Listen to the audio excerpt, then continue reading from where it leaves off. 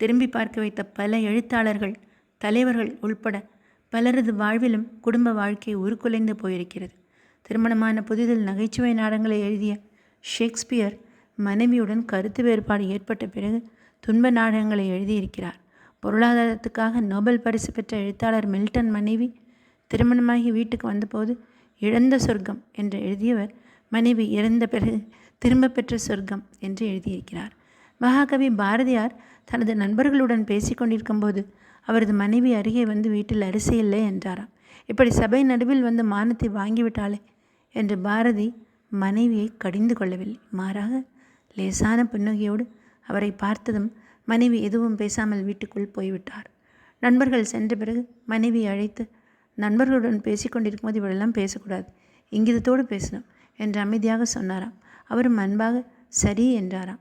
பணத்தை விட அன்பு நிறைந்த மனம்தான் சிறந்தது என மகாகவி பாரதியும் செல்லம்மாவும் வறுமை நிலையிலும் வாழ்ந்து காட்டிய வாழ்க்கை இன்றைய இளம் தம்பதியருக்கு சிறந்த எடுத்துக்காட்டு. காகம் நமக்கு சிறந்த வாழ்க்கை பாடத்தை கற்றுத்தருகிறது. மரக்கிளைகளில் கூடு கட்டும்போது ஒரு காகம் சிறு சிறு குச்சிகளை கொண்டு வந்து கொடுத்தால் அதை மற்றொரு இணைக்காகம் சரிபார்க்குமாம். கோல்டன் ஈகிள் என்ற பறவை வேறு துணையை நாடாமல் தன் துணையோடு மட்டுமே 100 ஆண்டுகள் வரை வாழ்கிறதாம். கிளி வகைகளில் இலினோயிஸ் என்னும் கிளை தன் துணை கிளி இறந்ததும் அதுவும் இறந்து விடுமாம்.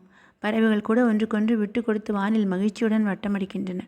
கணவன் மனைவி உறவு என்பதும் அன்பின் அடித்தளத்தில் பின்னி பிணைந்த பிரிக்க முடியாத அற்புத உறவு என்பதும் பறவைகளுக்கு கூட தெரிந்திருக்கிறது. அதே நேரத்தில் 10 ஆண்டுகளுக்கும் மேலாக பணி நிமித்தமாக பிரிந்திருக்கும் தம்பதியர் கூட அந்யோன்யமாக வாழ்ந்து வருவதையும் காண முடிகிறது.